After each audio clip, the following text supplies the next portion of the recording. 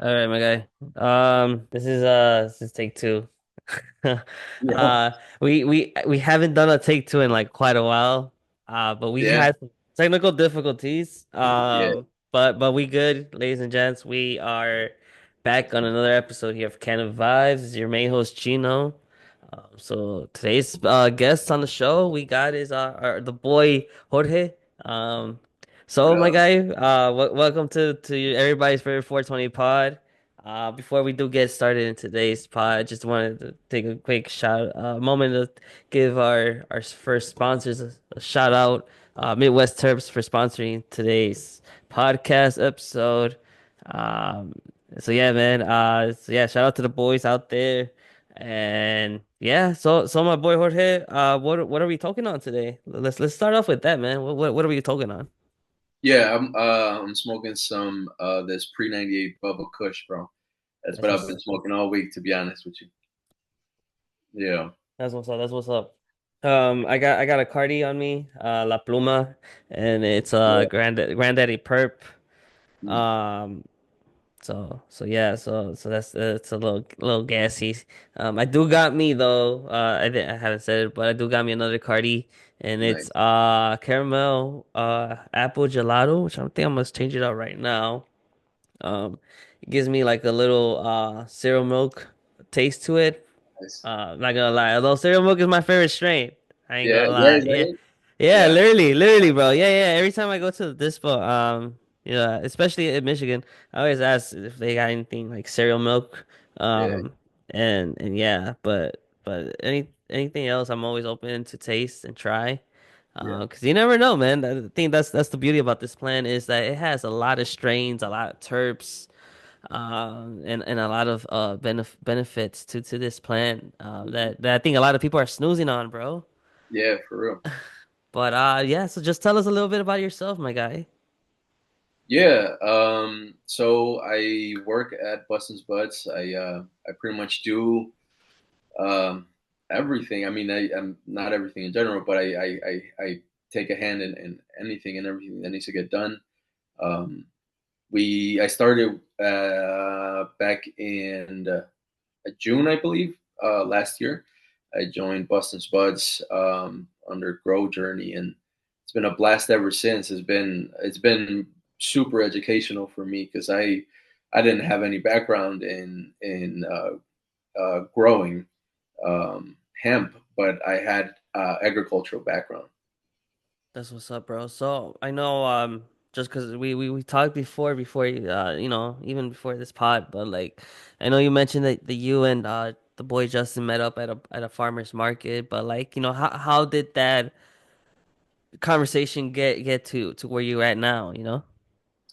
Yeah, no, that was it was a very intense conversation because it was very short, but it just felt like we somehow understood that we were going to take on a big project, and we were there for it. So we were both vending at the same market, and we just started. I went over to see his products and just started picking at his brain. As a consumer, I was just interested, and I'd never met an actual grower.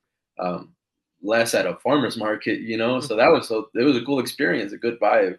And so from then on, it's just changed my life. Like I was saying, like it's become a lifestyle now. My lifestyle revolves around this plant a lot. You know. Gotcha. But like, did he ask you like or like did you kind of ask him or like like how did the question pop out? Yeah, yeah, yeah. So I was very curious. So it really narrowed down to somewhere along the lines like if you want to learn, you can just come, work with me. If you have some extra time, come at the farm, do some work, and I was just excited to get that opportunity. So I was like, yeah, bro, I'll do it. hmm I'll start working right away, and yeah, I went to check out the farm like the weekend after that meeting, and from there on, it just started. That's what's up, bro. So like, I guess your your first reaction to like stepping into the farm for the first time, how was that? Like, do you remember? Yeah, it was. it was very special because it was also like, oh yeah, like like I said, I've worked at farms before, so that was like okay, yeah, very familiar territory, but I've never seen hemp being planted that way. So it was just a big adventure. It was just like wow, like a kid at a toy store, it was just like it was fun. It's fun right Yeah, away. that's what's up, bro. Was there any like product like that was like almost done or close to harvesting? No, no. At that the Oh, time that I showed up, the plants were like babies. They were very small, and they were barely coming out from their indoor grow into being planted outside. oh, okay, okay, Mhm. nice. That's what's up. So you got to kind of be there from the beginning, you can say.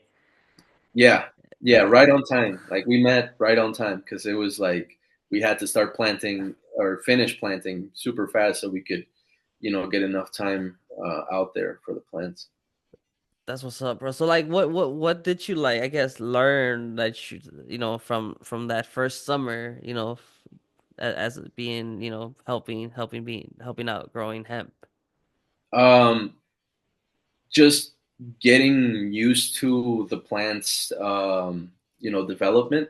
Like at first it was just all like foreign to me. Like everything that we were doing, I would have to ask like, why are we doing this? What are we doing? And now it's like, okay, when are we gonna start doing this? When are we gonna start that? So I'm more involved now in the planning of the planting and all that. Um, so it's a lot. It's so many things to point at that I had to learn.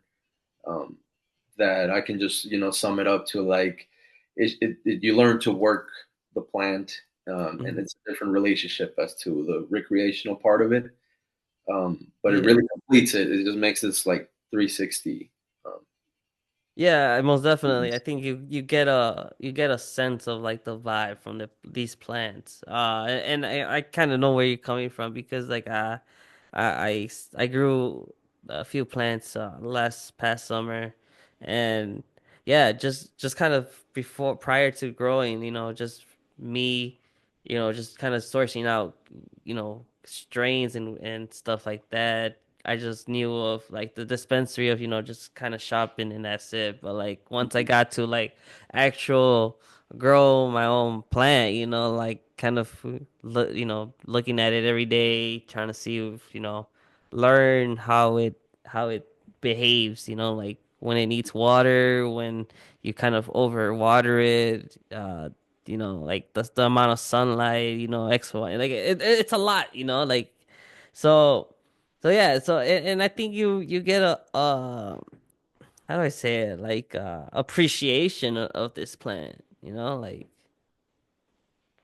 yeah, no, it's a big like eye opener to it's so amazing because like I was explaining, like when I got there, there were these tiny little baby plants, and the the work load was so big that we were just working, working, working, and before we knew, we had plants almost as tall as us, big and smelling great and looking great. And for me, it was like, wow, I could not believe it. It Mhm. all went so fast too that it was just like magic. Just looking at the whole field all bushed up, like that. It was tight.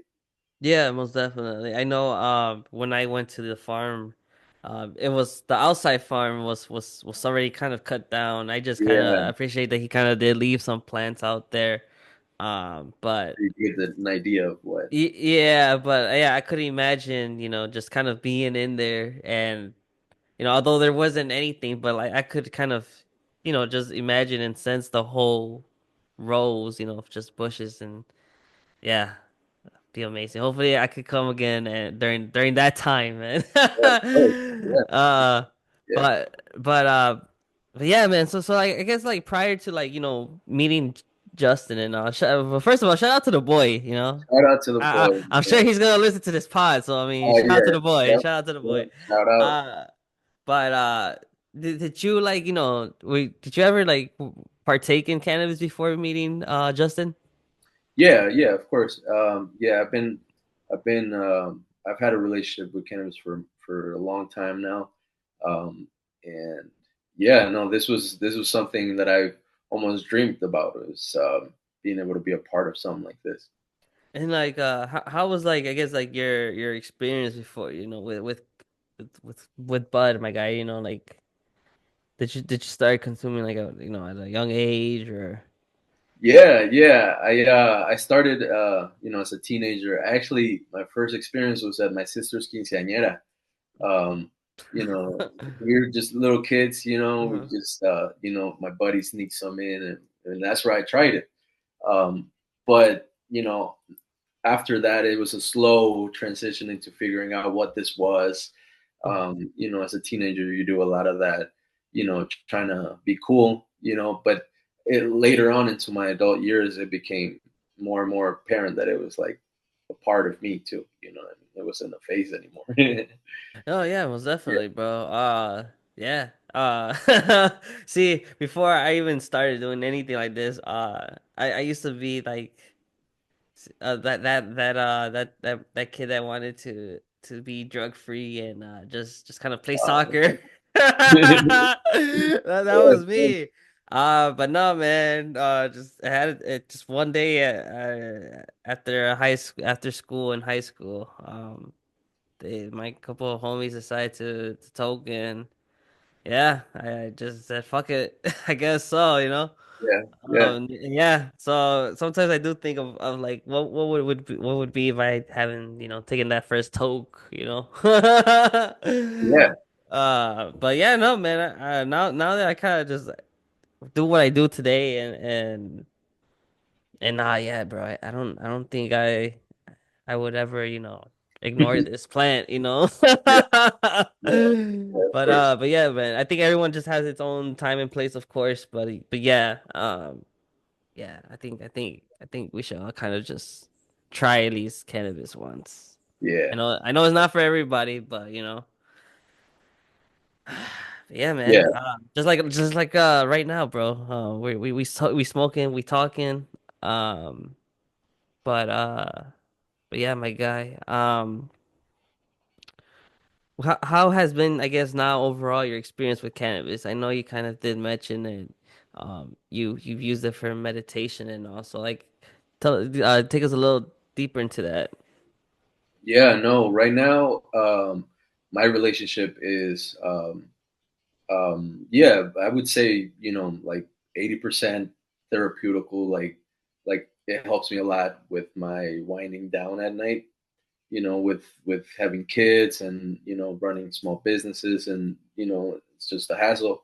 At the end of the day, it just helps me like quite literally relax, because there's also like that CBD aspect to the flower that I smoke that helps me with my inflammation, and then I apply topicals on me almost every day. I apply the topicals that we have for my back, for my joints, and I like soak is the word that I like to use. I like to soak in it, like consume it, smoke it, rub it on my body, and then just let that work its magic, man. And you wake up the next day feeling brand new, man. Hell yeah, hell yeah. See, I'm sure you know this, I guess you call it remedy, house remedy or whatever, but like, grab rubbing alcohol, put some nugs in there, and Yeah, then yeah, like yeah, kind of let it marinate until like that bitch turns green, and then once that shit's green, you can rub it. It's like that's like the green light to use it. yeah. So Yeah, yeah, I have my own little recipe for that alcohol, like a tincture, basically, is what it is. really. Yeah, Oh, okay, that's what's up. That's what's up. Yeah, yeah. It's funny because my mom doesn't smoke or anything, but she has that on like her yeah, her yeah. drawer. I'm like, Yeah, hey, what you bro, doing with like, that? where do you even get your bud from, yo? Like, Right. you ever question that? Yeah, low key. Super Yeah, cool. yeah. Yeah, but no, she it's funny, bro. Cause she says I know a guy. I'm like, Yeah, okay. I yeah. want to meet this guy. Exactly. Yeah. So when I was little in the neighborhood where I grew up, there was this older gentleman that would come around rubbing people, doing Mhm. like almost like, what do they call it, chiropractic. But you know how we do it in our community, just someone comes down and does it at your living room or something. You know what I mean? Yeah, yeah, This yeah. dude bought a whole ambulance, like an old used ambulance, and like tagged it all with like Santa Muerte stuff because he was a Santa Muerte believer. Oh Well, he had shit. his own recipe for like that tincture, and he just added a bunch of crap to it, and he would go around healing people with that. It was like back in like 2003, and Damn, that's crazy. yeah, And people would just like will let Buddy just do that.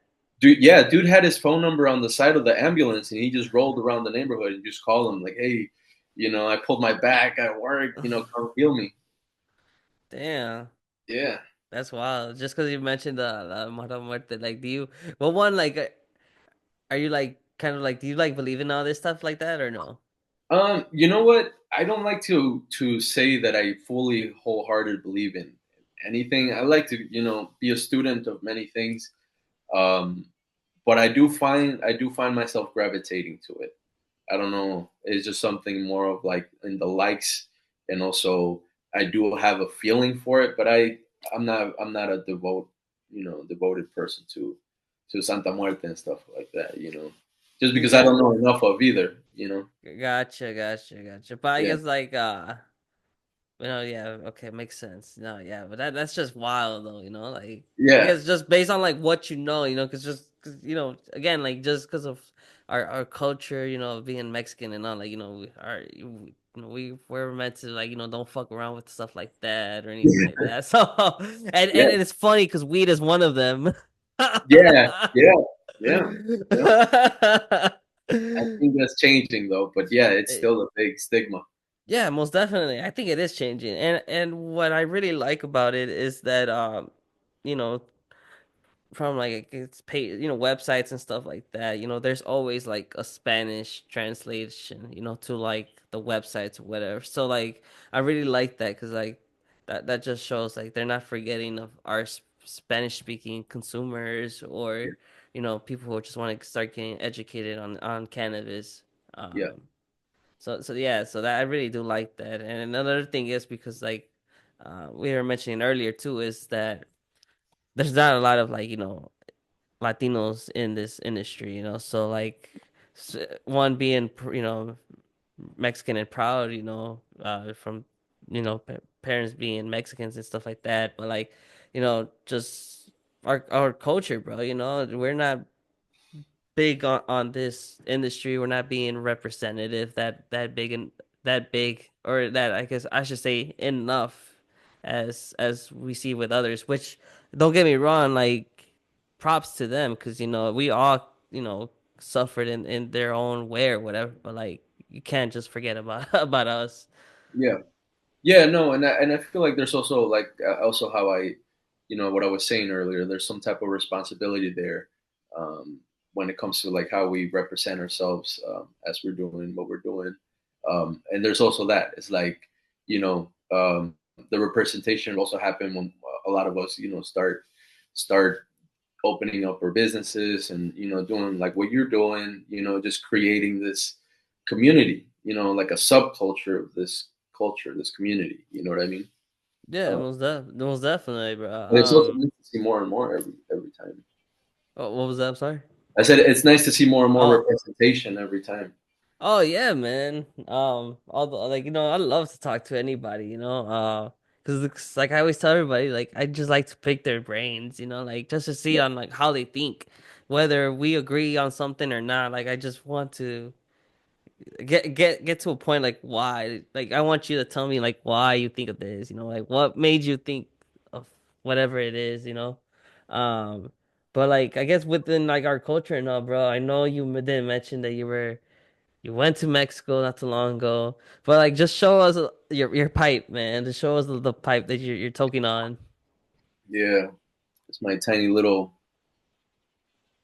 it's a little quart pipe, Nice. like a little stone.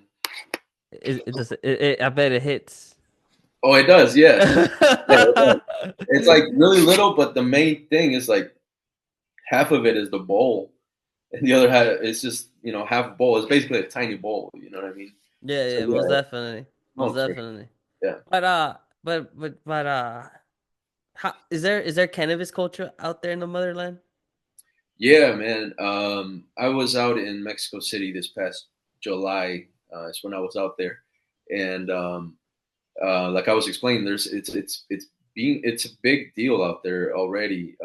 It's been legalized for a couple years now federally, and they're stuck on that limbo of how they're going to go about regulating and all that. So there's this, this whole subculture also being born out of that. And like I was explaining, that how they have those tents.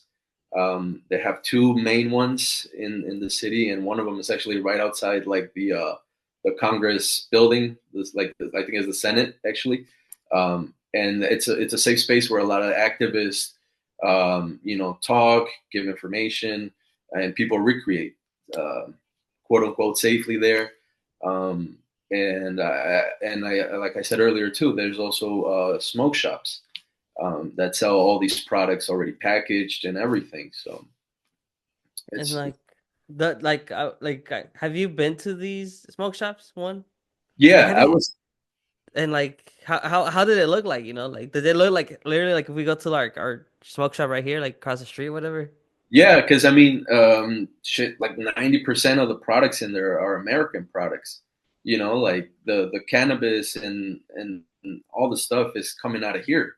So a lot of that stuff is imported. Um, so yeah, you walk into it and it looks exactly like any other smoke shop that Er, that you find here. Actually, I found out because I was actually next door at a currency exchange spot trying mhm. to change some money, and I just walked out of it and I saw it and I walked in and I got the whole experience, and it's they're there, they're definitely there. Did you get anything from there?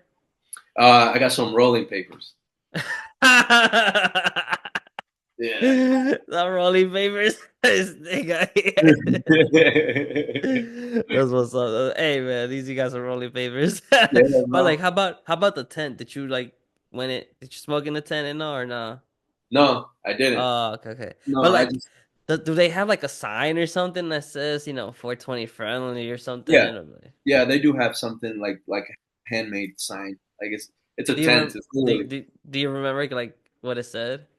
um man. No, I can't remember exactly what it said right now. Ah, Yeah, but it hold was. on. Huh? I think it was just said like they just had like the 420 on it, and I mean people were just like smoking, and it was like out there like that. So it was just like a community. It didn't really have like many signs like that. But I do remember seeing something. But Damn. Okay. Gotcha. And like, I don't know. Like, do you say you can say like there's a lot of people who like partake in Mexico? Like you don't like you. It's not like really. Is it like a hidden? Is it still a hidden thing or? yeah, I think it still is a little bit. Um, the people that are more out there, are people that for example, are living in Mexico City. I think more rural places are still very indifferent to cannabis. Because I know like we were also talking about it about this, and it's like 'cause again like knowing how Mexico could be very corrupted and all, but like I could see why like it's still like in limbo, because like you got a lot of like crime activity, especially with like when it comes to like the cartel and all like that. Like I mentioned earlier, like I could imagine like if they were to open a shop and like just because they wanted to take over or whatever, they'll actually take it over, and Yeah, next thing it's just gonna be like, oh, and Narcos took over it, or like, you're just now you can. I could low key see it where they would be like, you can only buy it from us if like they know you're buying it from them, yeah, yeah. but yeah, no, I don't know, man. That's very interesting. Like, can you imagine like cookies in Mexico? I mean, I can't imagine it, but Yeah, it would be wild. It'll be some wild stuff, bro. it would be wild, right? Like, Yeah, imagine yeah, like a send. yeah, A set in Mexico. yeah. No, but another thing would be cool, just because you mentioned that the products are from here. But like, imagine like if you were to see a product that, and like how it has the little No, the warning HMA stuff. sign, and then it has the little like you know how it has the CA or the IL. Imagine Yeah, it has a MX. Like that'd be cool to see though. I ain't yeah, gonna lie. That'd be yeah, very yeah. cool. Yeah. No, I think it's gonna happen. I think it's gonna happen. Yeah, it should, but again, I think there's a lot of like pros and cons to this, and I think that really makes it a very controversial thing. Um, Yeah, but yeah, I mean, I don't know. I think they should bring back some farms like they used to be back when it was the war on drugs era and stuff like that. Like I'm sure like way before anything like it would be weed from the motherland coming to here. okay, sure. Yeah, that would be cool.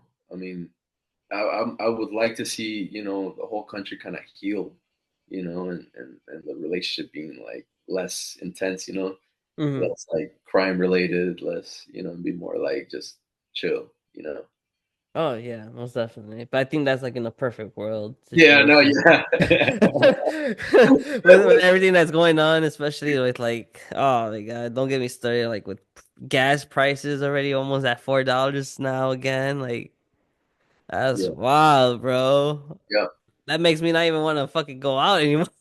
yeah, no, bro, it's crazy.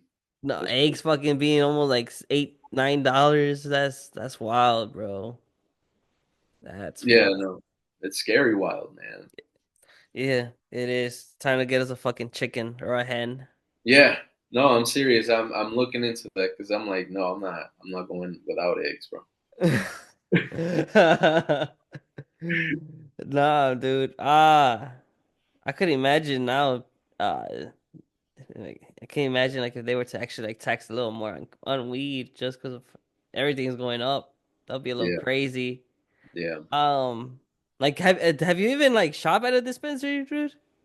man. Yes, but I don't remember when the last time was. A long time ago, I'm sure man. it's been a long time for you. I Yeah, mean, shit, you yeah, could literally just go in and get yeah, yeah, it. yeah, Damn. Okay. Okay, my guy. So, anyways, see. So you're besides growing cannabis and all, you do art. yeah. So tell us about your art. Yeah, so my art, I've been working on it for ever, man. So my dad actually, he's the one who taught me how to draw and paint and sculpt. I mean, he's an all around artist himself, so he kind of he's been teaching me my whole life. So I picked up it's called pyrography, so it's like wood burning. I picked that up like 15 years ago, and that's been kind of like my preferred medium. Um, and then I started spreading out into mixed media, where I'm adding paint. Um, I got like different types of markers, different types of paints, Hmm. and I'm just blending everything together now. So like, what got you really into like doing like what you like that type of art? Yeah, yeah, yeah. So all of my work it revolves around like my culture. So my dad is also a big influence in that. He's the one who has always taught me a lot of our culture, and he himself, his artwork revolves around that as well. So it's kind of like a way of keeping it alive, Hmm. um, a way of honoring it, not forgetting. Um, and also, I try my best at crossing this bridge between contemporary Mexicanism and what was going on back then, and just try to shed some light on the forgotten knowledge and try to make it more um, digestible for like the modern Mexican person. Um, What is forgotten knowledge to you? a lot of the like indigenous customs have been like a lot of them have been forgotten. A lot of them have been like mixed. So I feel like it's important to kind of rescue that because the more you learn about it, the more you understand how deep it is in our culture. And if we ignore it, it's like ignoring ourselves. Are you talking like Mayans, Aztecs type of like stuff like that? Yeah, yeah. I'm talking about like the community as a whole of indigenous people. You know, like from back in the day, civilizations that no longer exist to people today who are still uh, very much in their customs. You know, Are you deep into like that type of stuff? I am. Yeah, yeah, I am. So That's so like so yeah, so like tell us more on that, like did you did you ever like discover or ever came across like if they were to ever like use cannabis even like our as like our ancestors before? yeah, not cannabis, but they did have like drugs that they used for rituals and ceremonies. Actually, they will make like a mixture with pulque, which is like fermented agave wine. Pulque is it's they still drink it to this day. It's my favorite drink in the world, and it's just wine. It's like a Mexican wine made from the agave, the aguamiel in the agave. You know what they make tequila out of? Okay. Um, they made a wine out of that. Um, Oh, okay, gotcha. So is it like the ext whatever is it extracted from the tequila? it's from the plant, the agave. Yeah, yeah. Okay, okay. It's a very cool process, but they milk it. Is what they call it. They milk the plant. Gotcha, my guy. So like what is it like strong or like not Yeah. So really? where I was going with that is that they actually would throw mushrooms in there.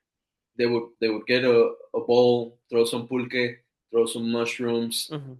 some other like tobaccos that were native to the area, and they would use that concoction for ceremonies and stuff. Oh shit. Is that would you say that's like another version of like ayahuasca? I mean, yeah, it's a like a heavy psychedelic trip that only priests could do. So it wasn't like an experience that people could have. It was only for high priests that could, try to get in contact with spiritual realm. You know what I mean? Really? Yeah. And like why you think that though? Like or like why? Like is it was it too powerful or strong or No, that was part of the like respect to the plants. It was even back then. It wasn't like it was looked down upon to drinking in public or having being intoxicated. You could get punished, um, like nowadays, how you can get fined for public intoxication or something. Back in those days, and I'm speaking more specifically about the Mexica, the Aztec people, that that they had these rules. So this is more of like a structured society that deemed it as something that was used more for, like I said, spiritual purposes, and it wasn't like what we think in our modern mind is like a recreational thing or like a big drug. It was more Mhm. like this is sacred. It's only used for knowledge. It's not used for abusing it. Gotcha, gotcha. Yeah, That's cool. Damn. Well, I could imagine like imagine that trip. yeah, bro. No, I can't Fuck. imagine. I can't imagine. Oh my God. See, I've only tripped on like LSD before, but fuck.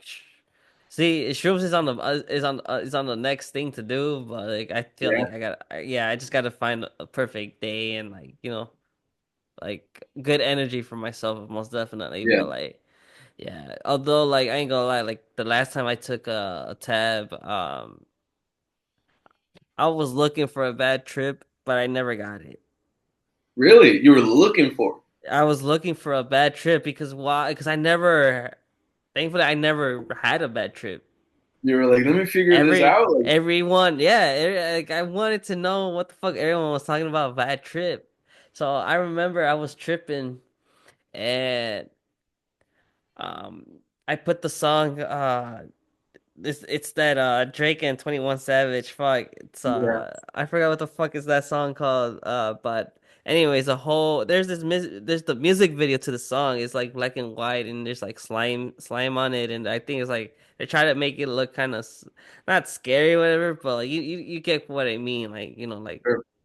the aspects of it or whatever. So I was like looking hard at it. I'm like, am I gonna get, like I'm, something gonna pop out or whatever. Yeah. But nah, bro, nothing happened. I was like, what the fuck? But yeah, I no, I don't think I want to experience a bad trip though. Yeah, no. It was just that one time that I was looking for it, but no, I Yeah. never got it. It's funny, the one that did get a bad trip was my girl though. Oh man. And she couldn't deal with it. Yeah. But yeah, nah, it's wild, man. But yeah, I just stick to my weed. I like my weed. Yeah. But yeah. Um, what else do you know about like our history? You know, our forgotten knowledge. Yeah, no. Well, man, it's deep, so recently I've seen a lot more light being shed on like a lot of the social structures of back then. I think it's very important to look at that. I guess I'm shedding light on that right now. That I feel like it's the part that humanized our past more for me, to where I was like, oh shit, that could have been my mom, that could have been my dad. Mm-hmm. Um, but now I'm talking about customs that were from 500 years ago. You know what I mean? Um, so just touching back on how complex their society was, education was very important. It was open for everybody. Everybody had rights to education, no matter economic stature. Like anybody could get education. Um, Mm-hmm. and tying it back to the agricultural side, that's the part that's more exciting to me. They were masters of growing food. So like one of the best agricultural systems in the world was done there in Mexico City, because the whole city back then was on fake land. They made this, the land they created, like they made it. It was fake land. They designed it and they created it. And so they created a system to grow food on little islands that they created around the city that was set on this lake.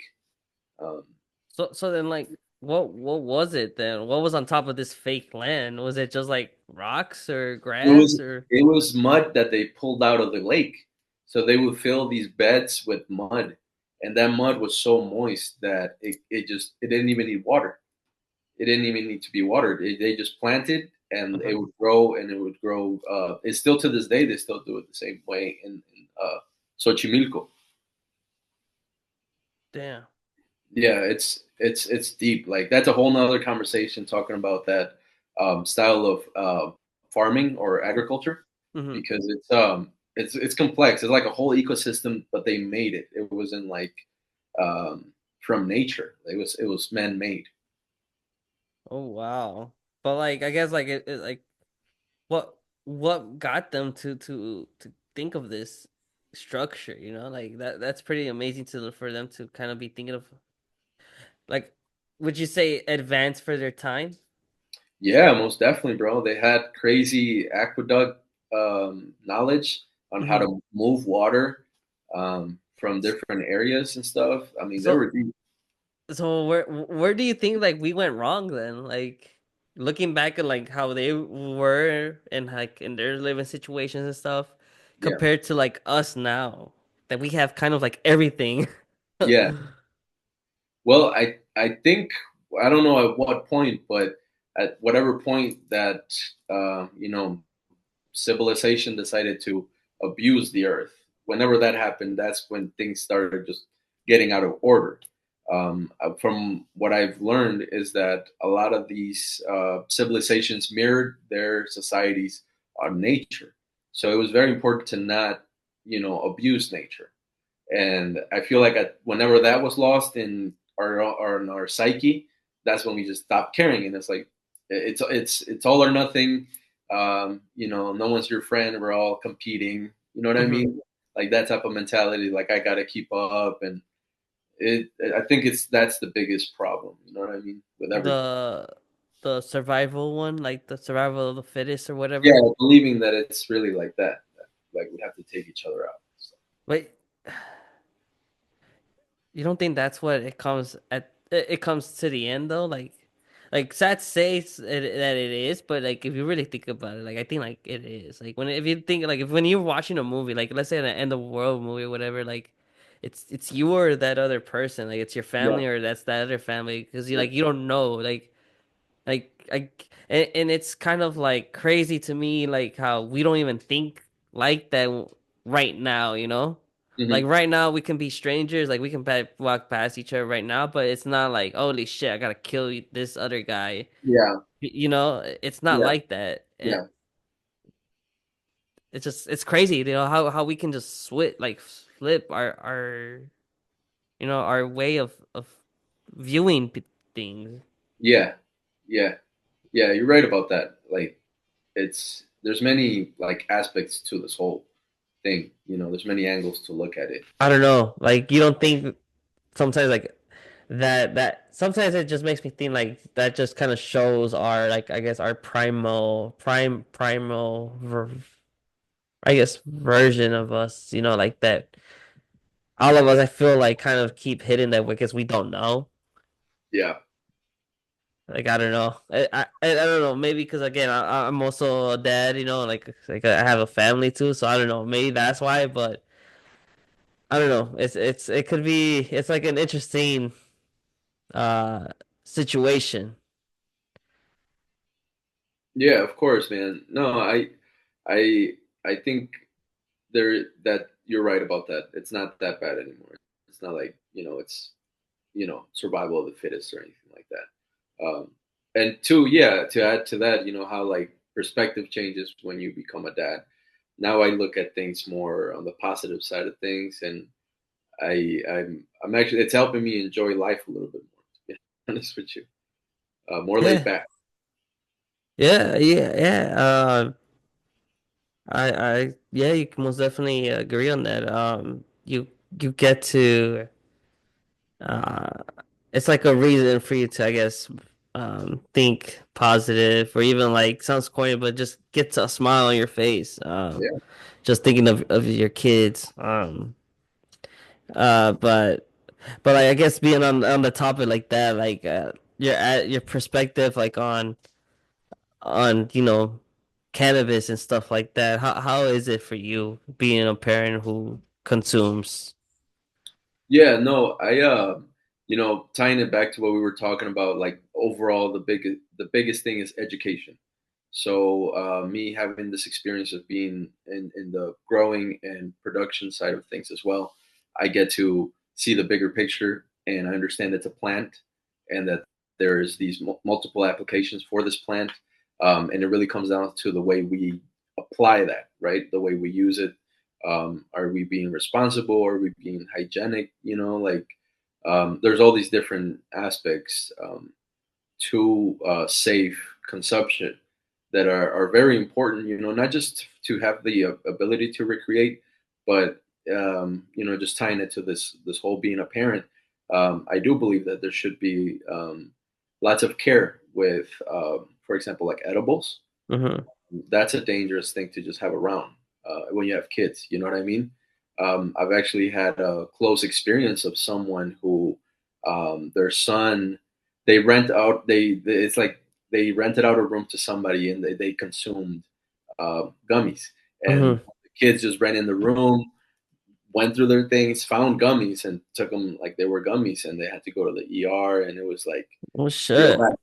Yeah, the kid was like going through it real bad. He had a really high dose, so he was close to having a heart attack type of situation.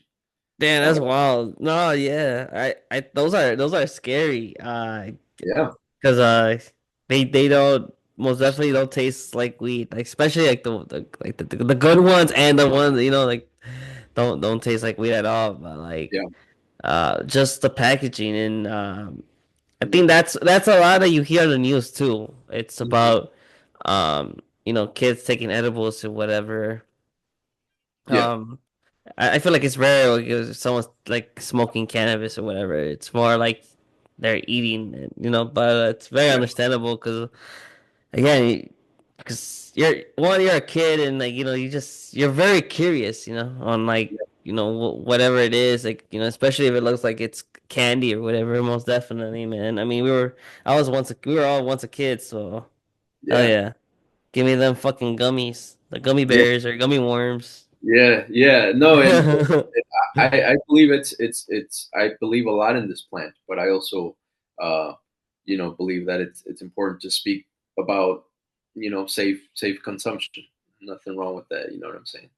Yeah, yeah. It's just like you know, I guess drinking safe, responsibly, Yeah. like Yeah.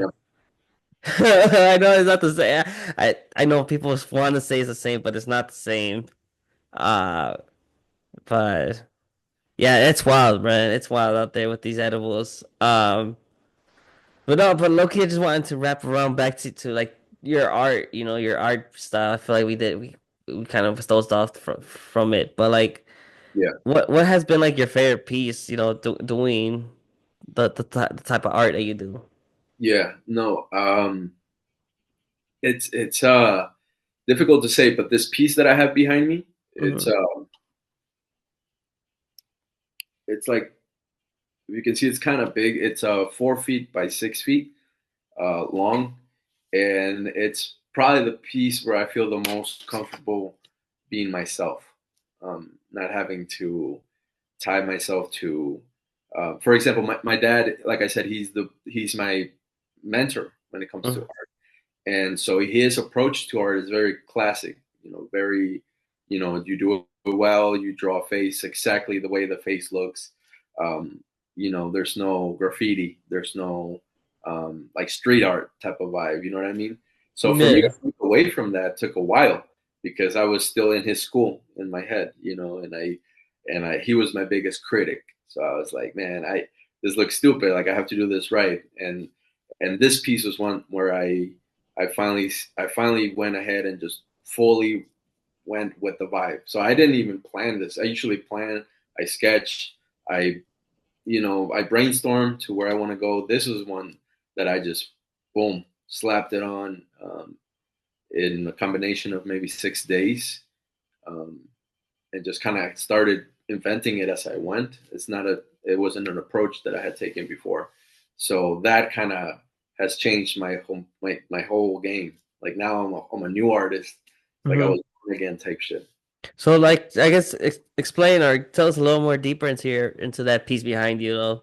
It gives me like the Mayan calendar type of vibe. Is that what it is, or It's the Piedra del Sol is the stone of the sun.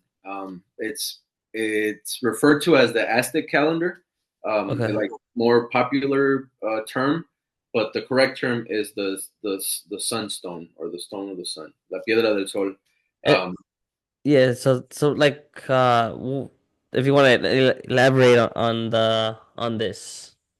Yes. So this piece behind me, I call it Tonatiuh. That's the name of this piece. And Tonatiuh is the name of the sun god in the Aztec mythology.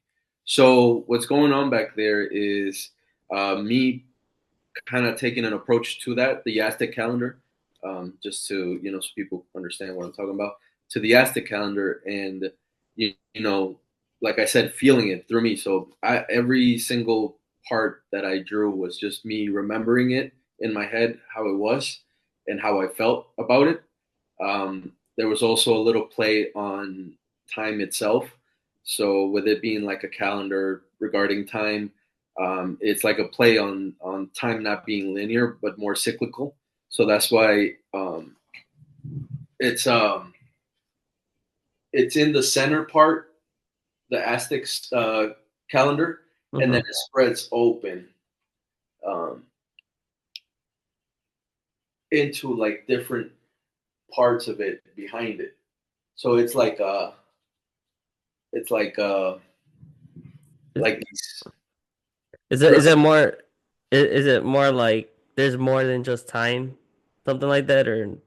Yeah, it's more of like getting people to think about time a little differently, a little bit more. Like I said, less linear, less like we're in a straight line just going forward in time, but more of like it's a moving, living organism. You know what I mean? Yeah, most definitely. And like, do you think we have more time than we think, or do you think we have less time? No, I think we have way more time than we think. It's just that we're stuck on that line. You We're think stuck on so? beginning and end, not infinity. You know what I mean? It's like we're born here, we die here, and that's kind of where our head's at for everything, right?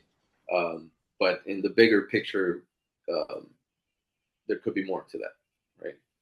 Yeah, yeah, because like it's not just like you're like you said, you live and next thing you know you die. No, you go through shit. You go through life. I mean, like depending on whatever the person is going through, maybe they're because I think we all have stages in life or chapters in life, whatever you want to call it, where like even like within like your own self, sometimes you feel like you just kind of reborn yourself after like a situation that you kind of just you know been through or whatever you resolved or whatever like or whether it's good or bad, like you just feel like a new person sometimes. And I feel like when you feel like that, I think that's where that's like a new stage or chapter, whatever you want to call it, starts.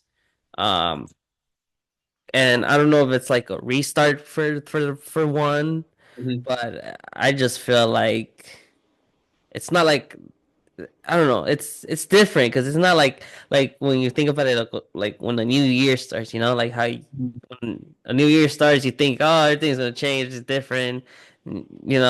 I think when it comes to this in particular, it's different. It's like nothing has really changed, but you're gonna start something. Something small is gonna happen, and it's gonna affect you I guess whenever you see an outcome or whatever. You feel me? Mm-hmm. Yeah, yeah, and it's also a little bit about layers. You know, there's like layers to our existence, and what you were referring to, like cycles or chapters that you're done with, and you kind of but they're not gone. You know, they're part of you. You know, Yeah, like yeah, you said, most definitely. like a new layer and a new layer and a new layer. Uh, you know, making you whole, right? But yeah, it's also a little bit of that too. I feel like I said this before too, and it's like I feel like I wasted time. Okay.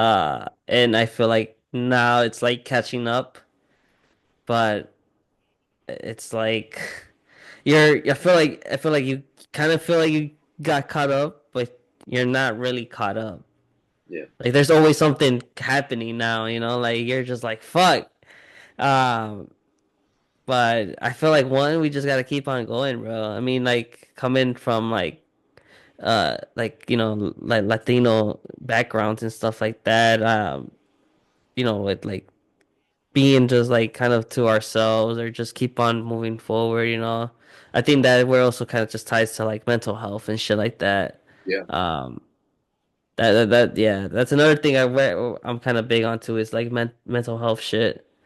Um, Yeah. but But yeah, dude, I mean, like going back to your art though, like that's pretty amazing though. Like I think just in general, like whatever you make or whatever can be like your story or whatever. But I think like when you look at just art in general, like it's like your own point of view. Like there's no again, there's no right or wrong. It's just like whatever the artist decide to it is. But then it's like it could be to your own perspective. Yeah, most definitely. Yeah. No, right now, I kind of took a break from art, like making art pieces, and I've been focusing more on my a clothing line that I've been developing, um, and being more hands-on on it. And actually, I'll be launching it soon, actually. So Oh, okay. So yeah, no, yeah, I know you did say that. So tell us that about that. Like, do you have a brand name, and everything, or? yeah, yeah, yeah. It's called Miktlan Militia. Um, Miktlan is the underworld in Aztec mythology, right? So Hmm. it's like the militia of the underworld of or the army of the underworld, right? And so it's a brand. Since I have a big like blue collar background, I wanted to make a brand for blue collar people, but that was cool. That had like cool. That was like fashion. It was like fashion. Um, so I started playing with that, and then I started playing with like my art style and playing with what makes me me. I wanted Hmm. this line to be a lot about what I'm into, because it at the end of the day I want to have fun with this. It's not like I'm thinking high end stores or anything. Right now, I want to have fun and I want to create something, right? So um, I tie it a lot to the music that I like. I tie it a lot to the hobbies that I have, Hmm. uh, and like I said, a lot of the, like blue collar style work. And I have hopes to one day collaborate with like Carhartt or Dickies or something like that and make something cool. Um, Yeah, most definitely. That'd be fucking dope. yeah, On like on some like some Aztec shit with some Dickies on or whatever. yeah, Like, yeah, oh exactly. yeah, why not? Like, Yeah, oh yeah, hell yeah. yeah. That'd be So pretty dope. yeah, you get the vibe. That's kind of where I'm going with it for sure. Gotcha. But like kind of like high fashion streetwear type stuff or nah? I mean, yeah, but like I said, I want it to be for I wanted to be at a farm and fleet too. You know what I mean? Like I Y- wanted the average person to get a hold of it and know about it. You know what I mean? Yeah, yeah, most definitely, bro. That's what's up. Yeah, no, man. I always like to hear when someone wants to create like a brand. 'Cause funny, 'cause I used to also have a brand too. We we used to go by Sad Boys. Uh, and it's funny, bro, because of course, like if you listen to Corridos Tumbados, Junior H and all like that, but like honestly, bro, this is like before he even came out with Sad Boys. This is like 2018, summer 2018. So like Corridos Tumbados just barely blew up. You just had like your basic Fuerza Regida and stuff like that. But Yeah, like yeah, bro. So like I was actually low-key like trademark it or whatever. But honestly, like this kind of like. I was like fresh out of high school, going into college, and like I really wanted to do something, and I was yeah, like, let me actually make a brand, like a clothing brand, because I like style too. Like I like fashion. Like I like, like when it comes to like throwing a fit on, like yeah, of that's cool, because it's also like. Representing your own self. course. Yeah, Um, but anyways, I started doing this brand and it was pretty cool, but I found out I was having a kid, so I had to stop. And then COVID, fast forward, COVID hit. I started doing this podcast first, and then just the thought of doing the clothing brand again came to my mind, and that's when I started to do both things and it was too much. It was too much for me to handle. So I was like, let me just actually focus on what I wanted to do first, and it was this, man. yeah, But don't get me wrong, bro. Like I have like ideas, sketches like that I want to make with merch that just yeah, strictly is based on this though. Like, because it's a lot of work. It's a yeah, lot of fucking work. yeah, Yeah, I mean, like depending if you're gonna do stuff here or overseas, like it's a lot, man. yeah, But yeah, bro, no, to continue on your brand though, and just little by little, man. Um, but then again, that's the beauty of like creativity, bro.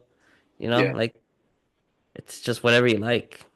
Yeah, because Like, like same similar story with my clothing brand. This is something I was gonna launch back in 2020, and then COVID happened, and like I had to make a choice because I couldn't have any more events, any more like pop up events. It was gone. You know what I mean? So there was no way for me to get the word out there or show yeah, my stuff.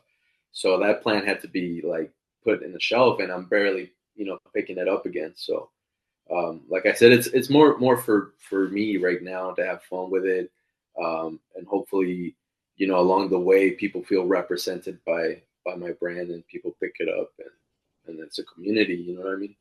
yeah, most definitely, man. I mean, like, I like how you call it the forgotten knowledge, man. Because like, yeah, I mean, I don't think a lot of people like you know know much of it. Just because based on that too, I just wanted to get on like the topic. Like, did you ever see that Mel Gibson movie? The Apocalypto movie? Yeah. Yeah, yeah, I Did you did. like? Did you like it? I I thought it was good. I thought I did like it. Yes, I did like it.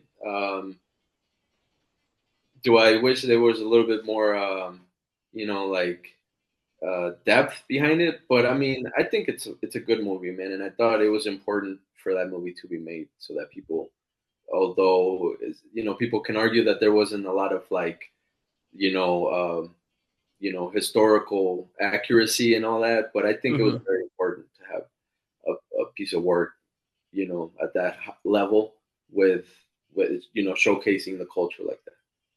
Yeah, it was definitely. And another thing I did like about the film was that it kept to their, I guess, their language, their native language. Like it wasn't in English or Spanish or anything like that. It was like, you know, uh, what were they? Aztecs, right? No, they were Or Mayan. They were Mayans? speaking Oh, Yucatec, the there you go. language. Yeah, yeah. Yeah.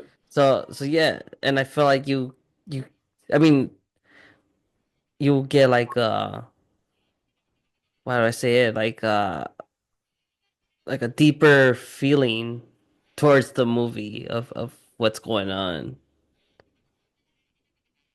Yeah, yeah, no, it really like the term that I used was it humanizes history, like through the movies, through readings, um, through music. There's a band from Mexico City called Los Cogelones, Hmm. and they mix pre-Hispanic instruments with rock. They're like a punk rock band, but they got like flutes, like indigenous flutes and shit, all incorporated into it. Um, and so like I said, it just kind of like makes it feel real, like it's not like this myth or this thing we saw in the movies, but it's us.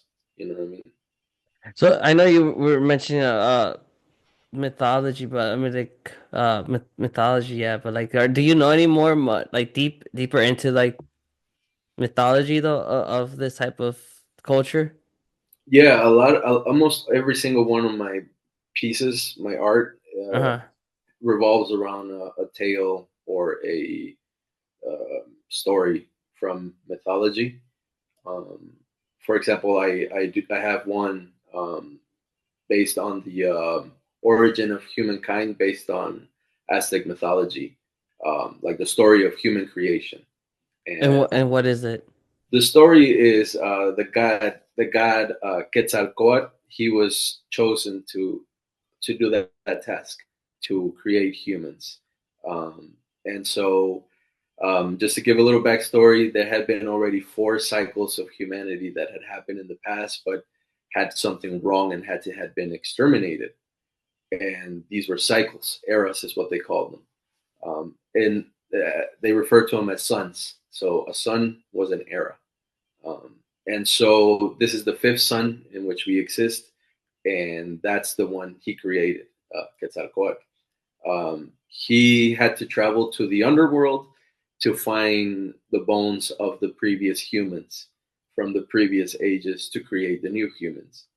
And the lord of the underworld, Miktla, wouldn't let him out without passing a line of test. In mythology, there's always like the line of test that you have to pass. Hmm.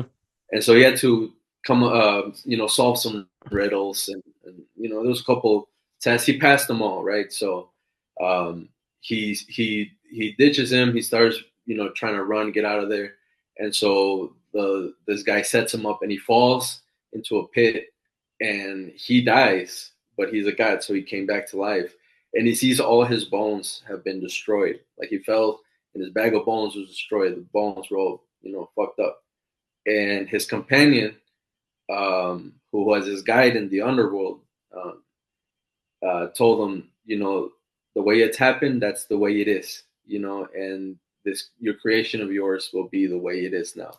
So they explained that because of those bones breaking and being deformed is why humans are come in different like features, like tall, short, uh, chubby, or deformed, or they're missing an arm.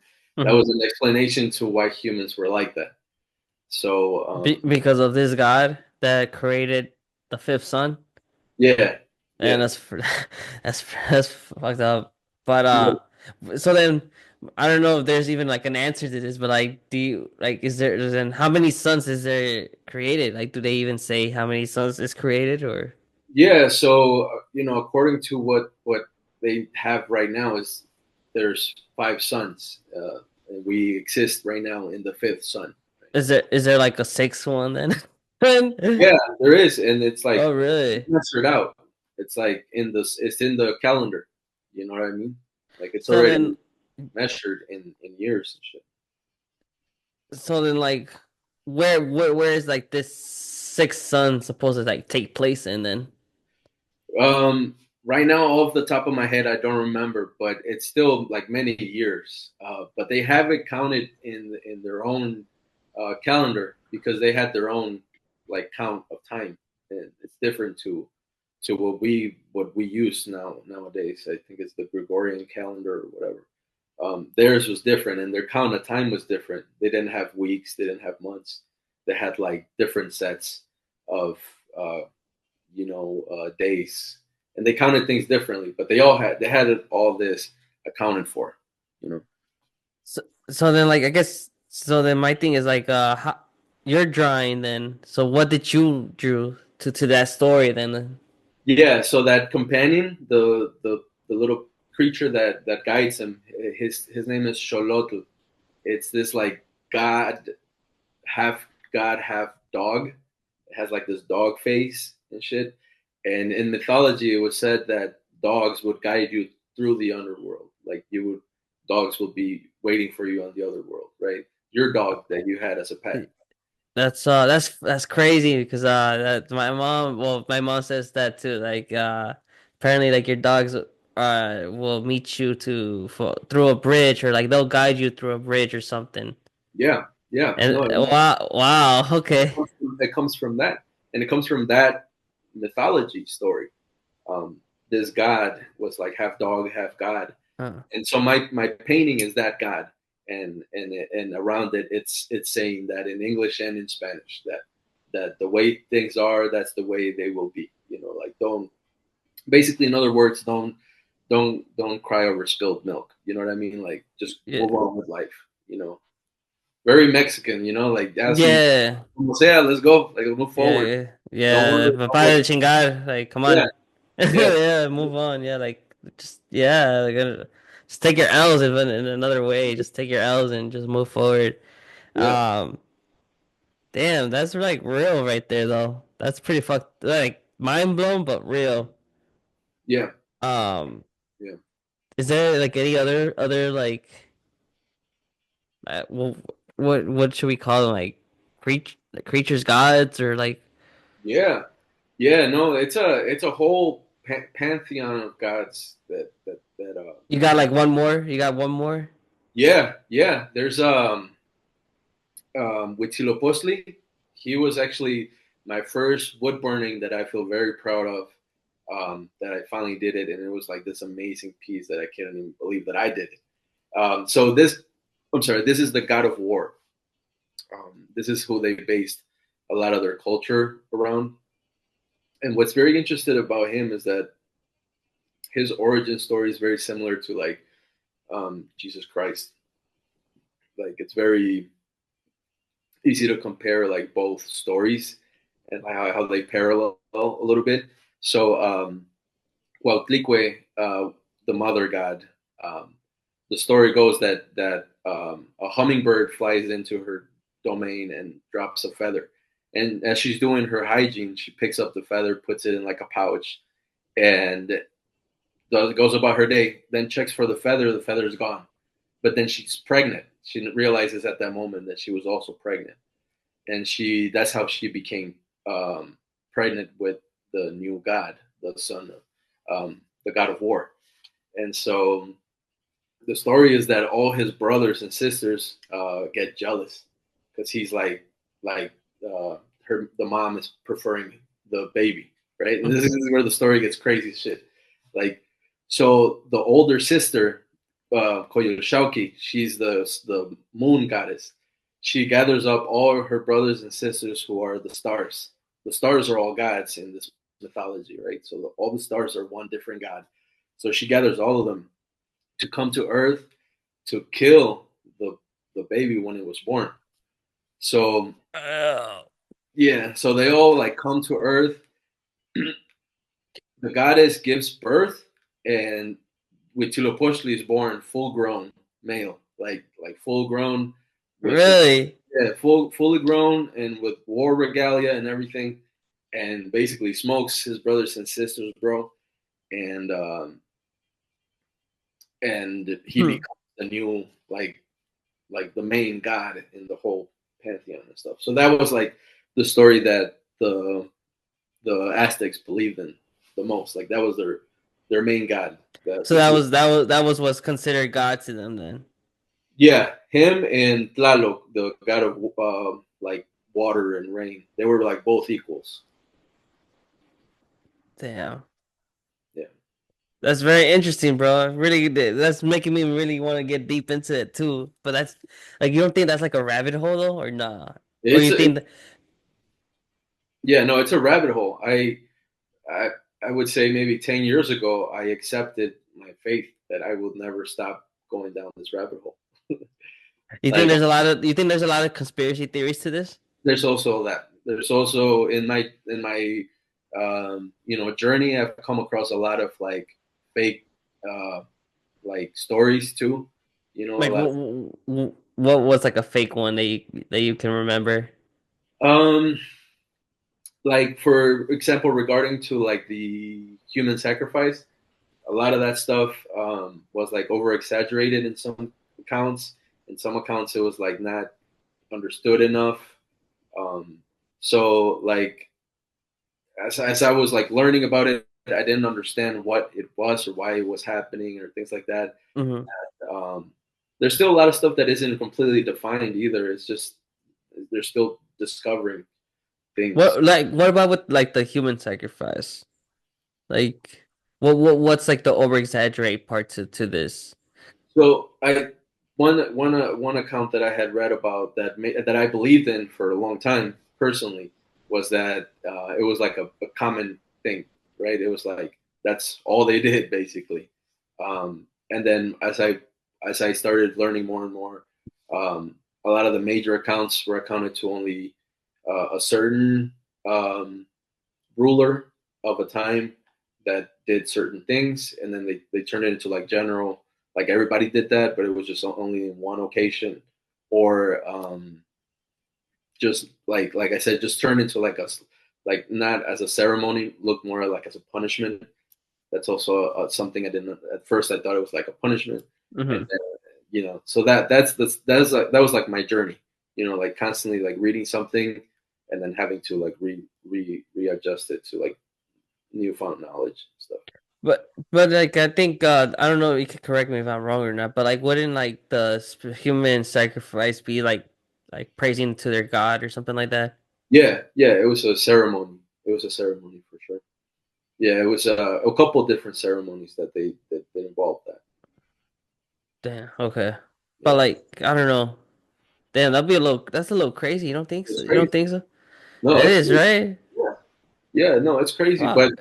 I mean, like you also look at other cultures had a lot of crazy stuff back then.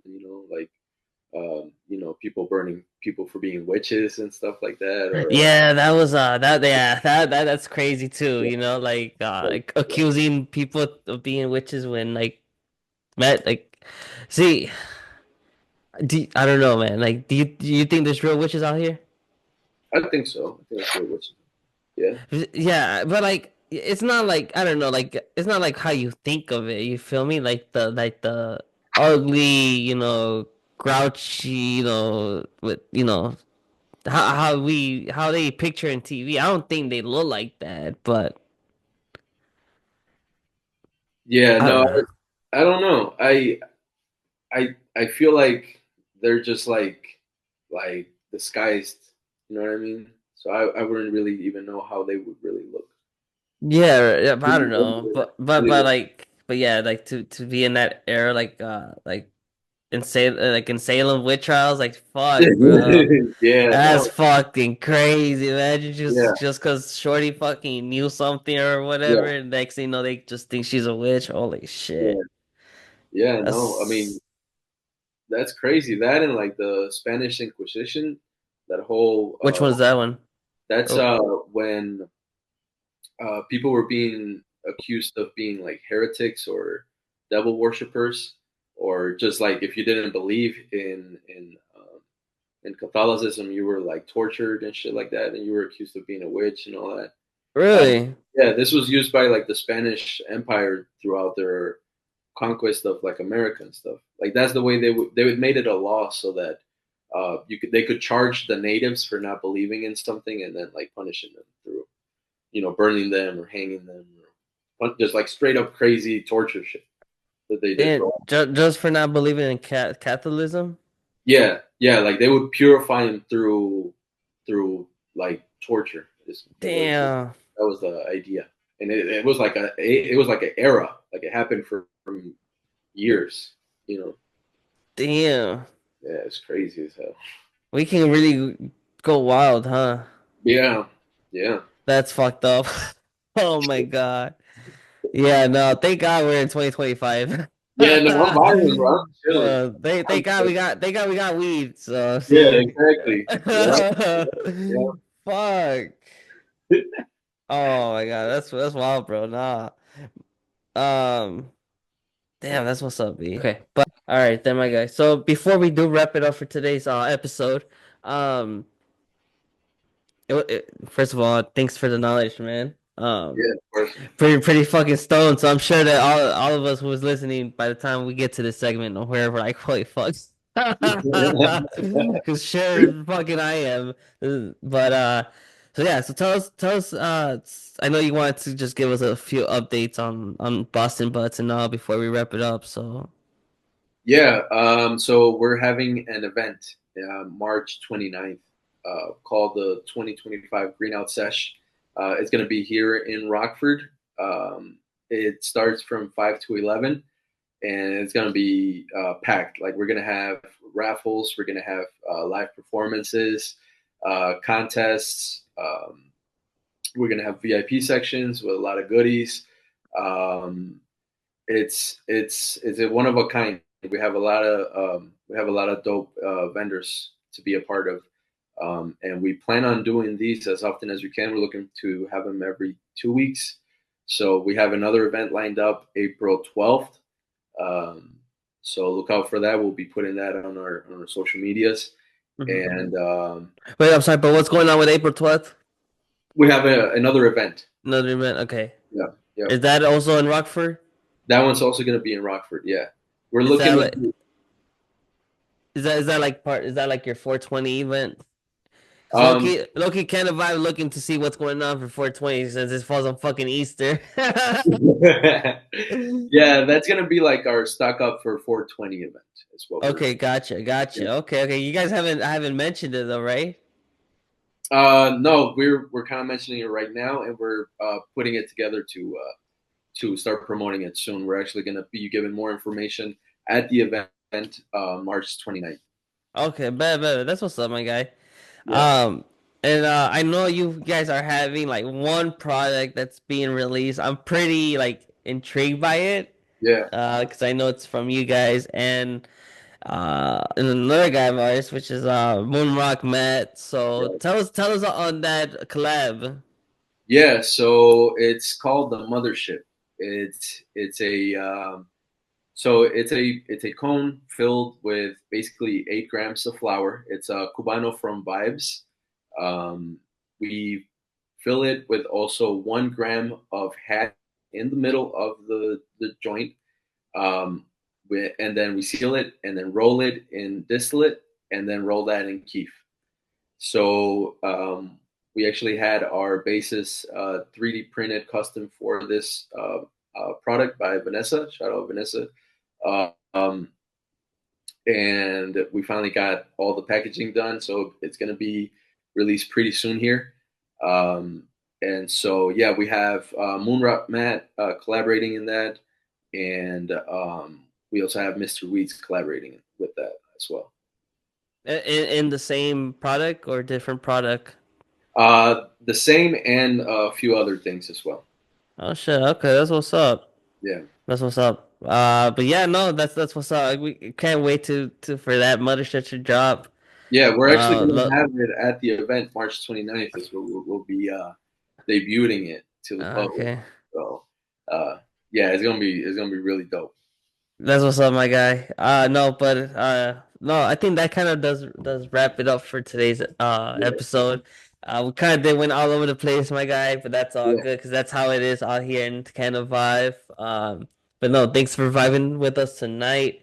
Um, and yeah, so ladies and gents, make sure to follow our boy. I'll have his IG and everything down in the description. Make sure to follow Bustin' Buds too. And of course, our boy Justin. Again, yeah. shout out to the boy Justin.